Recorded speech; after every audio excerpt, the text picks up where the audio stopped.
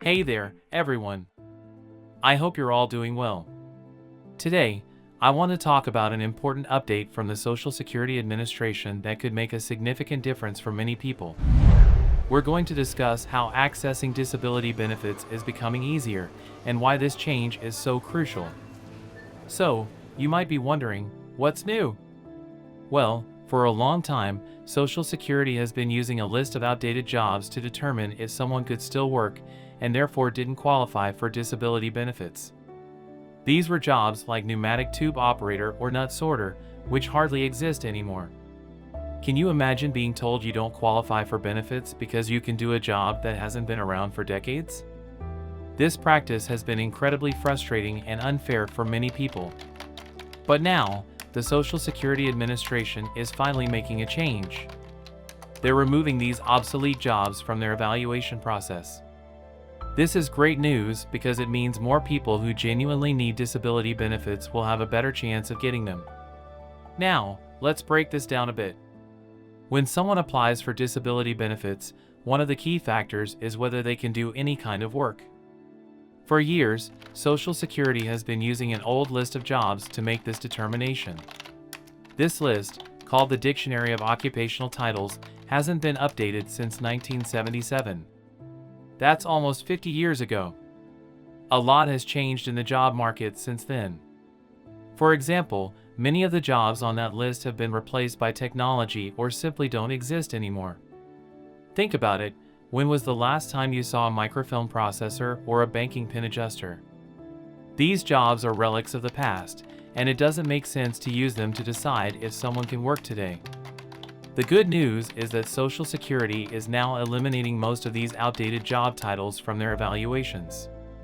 This means that people applying for disability benefits won't be unfairly judged based on jobs that don't exist. Instead, the process will be more accurate and fair. This change comes after a lot of pressure from advocates and an investigation.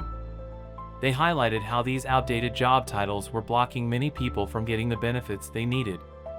Social Security Commissioner Martin O'Malley acknowledged that relying on such outdated information was undermining trust in the system. He pointed out that the job market changes over time and that it's essential to keep up with these changes. So, what does this mean for you? If you or someone you know is applying for disability benefits, this update could make a big difference. The evaluation process will now consider more relevant and current job data, which should lead to fairer outcomes. It's a step in the right direction toward a more just system. Another point to consider is that while this change is significant, it's also part of a broader effort to modernize how disability claims are evaluated. Social Security has been working on updating their data and processes for years. In 2012, they hired the Bureau of Labor Statistics to create a new list of modern occupations. This project has been ongoing and has cost about $300 million so far. However, the new system isn't fully in use yet. The transition to this modern job list requires more study and preparation. It involves a lot of work, including regulatory changes and staff training. But this recent move to eliminate obsolete jobs is a major milestone on that journey. You might be thinking, why did it take so long for this change to happen? Well, there are several reasons. Updating such a large and complex system isn't easy. There are also political and budgetary considerations. Members of Congress have different opinions on how disability benefits should be managed.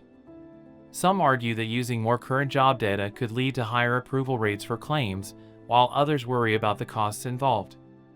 Despite these challenges, the recent update is a positive development.